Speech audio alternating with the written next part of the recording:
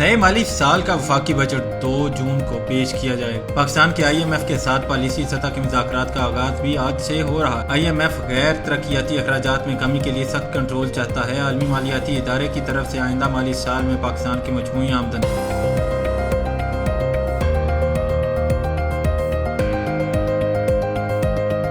عمران خان سے ملاقات نہ کروانے پر توہین عدالت کیس، اسلام آباد ہائی کورٹ کا جیل حکام سے وضاحت طلب۔ اسلام آباد ہائی کورٹ میں وزیر اعلیٰ خیبر پختونخوا علی امین گنڈاپور کی جانب سے عمران خان سے ملاقات نہ ہونے پر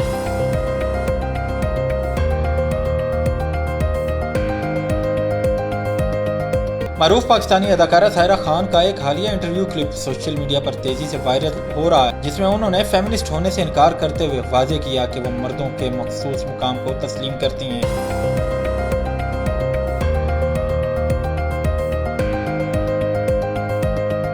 وزیر اعلیٰ پنجاب مریم نواز نے پنجاب میں خطے کی جدید ترین موسمیاتی آبزرویٹری بنانے کی منظوری دے دی۔ سینئر وزیر مریم اورنگزیب کی زیر صدارت اجلاس ہوا۔ University of engineering and technology Lahore نے کلائمیٹ آبزرویٹری کے قیام سے متعلق اپنی رپورٹ پیش کی۔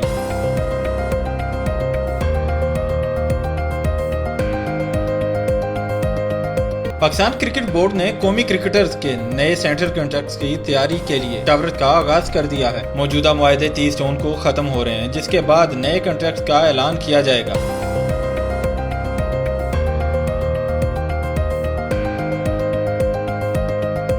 نئے مالی سال کا وفاقی بجٹ 2 جون کو پیش کیا جائے گا۔ پاکستان کے IMF کے ساتھ پالیسی سطح کے مذاکرات کا آغاز بھی آج سے ہو رہا ہے۔ IMF غیر ترقیاتی اخراجات میں کمی کے لیے سخت کنٹرول چاہتا ہے۔ عالمی مالیاتی ادارے کی طرف سے آئندہ مالی سال میں پاکستان کی مجموعی آمدن 20 خرب روپے تک لے جانے کا مطالبہ کیا گیا ہے۔ رواں مالی سال پاکستان کی مجموعی آمدن تقریباً 17.8 خرب روپے ہے۔ ذرائع کے مطابق پاکستان تعمیراتی اور صنعتی شعبوں کے لیے خام مال پر ود ہولڈنگ ٹیکس ختم کرنا چاہتا ہے۔ پاکستان بجٹ میں پراپرٹی کے لین دین پر بھی ود ہولڈنگ ٹیکس ختم کرنا چاہتا ہے۔ پراپرٹی کی خرید و فروخت پر FED اور سپر ٹیکس ختم کرنے کی تجویز IMF کے سامنے رکھی جائے گی۔ IMF کو ٹیکس ٹو GDP کی شرح 11% تک بڑھانے کی یقین دہانی کرائی جائے، جبکہ تنخواہ دار طبقے کو ریلیف کے لیے مختلف تجاویز بھی IMF کے سامنے رکھی جائیں گی۔ اگلے سال غیر ملکی قرض کی صورتحال اور اس کے انتظامات پر بات چیت بھی بجٹ پالیسی مذاکرات کا حصہ ہے۔ عمران خان سے ملاقات نہ کروانے پر توہین عدالت کیس، اسلام آباد ہائی کورٹ کا جیل حکام سے وضاحت طلب۔ اسلام آباد ہائی کورٹ میں وزیر اعلیٰ خیبر پختونخوا علی امین گنڈاپور کی جانب سے عمران خان سے ملاقات نہ ہونے پر دائر توہین عدالت کیس کی سماعت ہوئی، جس میں عدالت نے جیل حکام سے باقاعدہ جواب طلب کر لیا ہے۔ جسٹس ارباب محمد طاہر نے کیس کی سماعت کی، جہاں علی امین گنڈاپور کے وکیل راجہ ظہور الحسن ایڈوکیٹ نے موقف اختیار کیا کہ عدالت کی ستمبر اور اکتوبر 2024 کے واضح احکامات کے باوجود ان کے موکل کو عمران خان سے ملاقات کی اجازت نہیں دی گئی، جس سے عدالتی حکم کی سنگین خلاف ورزی ہوئی ہے۔ عدالت نے ابتدائی طور پر کہا کہ فی الحال جیل حکام سے وضاحت طلب کر لیتے ہیں، تاہم دوران سماعت جسٹس ارباب محمد طاہر نے استفسار کیا کہ عدالتی حکم کی خلاف ورزی کس بنیاد پر۔ وکیل نے جواب میں کہا کہ ملاقات کا طریقہ کار کوآرڈینیٹرز کے ذریعے طے کیا جانا تھا، مگر اس پر عمل درآمد نہیں ہوا۔ جسٹس ارباب نے برہمی کا اظہار کرتے ہوئے کہا کہ اگر ریکارڈ سے کچھ اور ثابت ہوا تو جرمانہ بھی عائد ہو سکتا ہے۔ عدالت نے پوچھا کہ کیا ستمبر اور اکتوبر کے بعد بھی کوئی ملاقات ہوئی؟ وکیل نے بتایا کہ گزشتہ ہفتے اڈیالہ جیل گئے تھے مگر ملاقات نہ ہو سکی۔ عدالت نے کیس کی سماعت ملتوی کرتے ہوئے جیل حکام سے جواب طلب کر لیا ہے اور آئندہ سماعت کی تاریخ بعد میں جاری کی جائے گی۔ معروف پاکستانی اداکارہ سائرہ خان کا ایک حالیہ انٹرویو کلپ سوشل میڈیا پر تیزی سے وائرل ہو رہا ہے، جس میں انہوں نے فیمنسٹ ہونے سے انکار کرتے ہوئے واضح کیا کہ وہ مردوں کے مخصوص مقام کو تسلیم کرتی ہیں اور اسے برقرار رکھنے کی حامی ہیں۔ نجی چینل کو انٹرویو دیتے ہوئے سائرہ خان نے کہا کہ ہو سکتا ہے کہ ان کا بیان غیر معمولی تصور کیا جائے،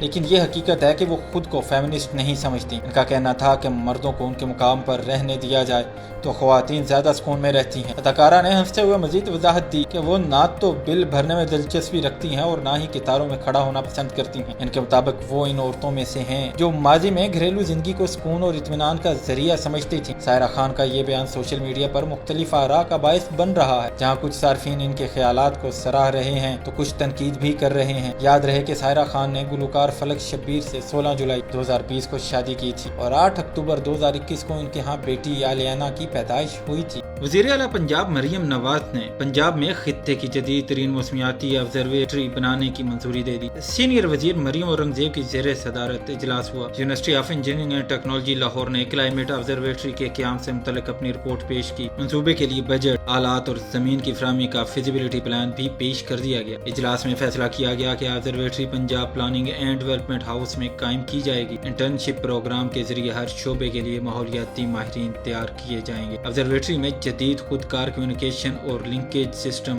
نصب کیا جائے گا۔ GIS lab, sectoral interface system اور جدید ڈیٹا ہب کا قیام بھی عمل میں لایا جائے گا۔ اجلاس کو بتایا گیا کہ آبزرویٹری سے موسمیاتی تبدیلیوں کے خطرات کی بروقت پیش گوئی، تجزیہ اور پالیسی بنانے میں مدد ملے گی۔ سینئر وزیر مریم اورنگزیب کا کہنا تھا کہ وزیر اعلیٰ مریم نواز شریف نے ماحولیاتی تبدیلی کے خطرات سے نمٹنے کا جامع پلان دیا ہے۔ آبزرویٹری کا قیام ماحولیاتی تحفظ کے حوالے سے بڑا قدم ہے۔ پاکستان کرکٹ بورڈ نے قومی کرکٹرز کے نئے سینٹرل کنٹریکٹس کی تیاری کے لیے ٹاورٹ کا آغاز کر دیا ہے۔ موجودہ معاہدے 30 جون کو ختم ہو رہے ہیں، جس کے بعد نئے کنٹریکٹس کا اعلان کیا جائے گا۔ ذرائع کے مطابق بعض کھلاڑیوں کی کیٹیگریز میں تبدیلی کا امکان ہے، جبکہ چند کھلاڑیوں کی دوبارہ شمولیت بھی متوقع ہے۔ سام ایوب کو ان کی حالیہ کارکردگی کی بنیاد پر B کیٹیگری میں ترقی دی جا سکتی ہے، جبکہ فخر زمان، حسن علی اور فہیم اشرف کے سینٹرل کنٹریکٹ میں واپسی کا امکان ہے۔ تاہم کھلاڑیوں کی تنخواہوں میں کسی بڑی تبدیلی کا امکان نہیں بتایا جا رہا۔ سابق چیئرمین ذکا اشرف کے دور میں 3 سالہ سینٹرل کنٹریکٹ کا مالیاتی ڈھانچہ تیار کیا گیا تھا اور گزشتہ سال 25 کھلاڑیوں کو کنٹریکٹ دیا گیا تھا۔ A کیٹیگری میں بابر اعظم اور محمد رضوان شامل تھے۔ B کیٹیگری میں شاہین آفریدی، نسیم شاہ اور شان مسعود کو رکھا گیا تھا، جبکہ C کیٹیگری میں عبداللہ شفیق، ابرار احمد، حارث رؤوف، سائم ایوب، شاداب خان سمیت دیگر کھلاڑی شامل تھے۔ نئی معاہدوں میں ڈومیسٹک سطح پر عمدہ کارکردگی دکھانے والے کھلاڑیوں کو ایمرجنگ کیٹیگری میں شامل کرنے پر بھی غور کیا جا رہا ہے۔ سینٹرل کنٹریکٹ سے متعلق حتمی سفارشات کی تیاری میں چیف آپریٹنگ آفیسر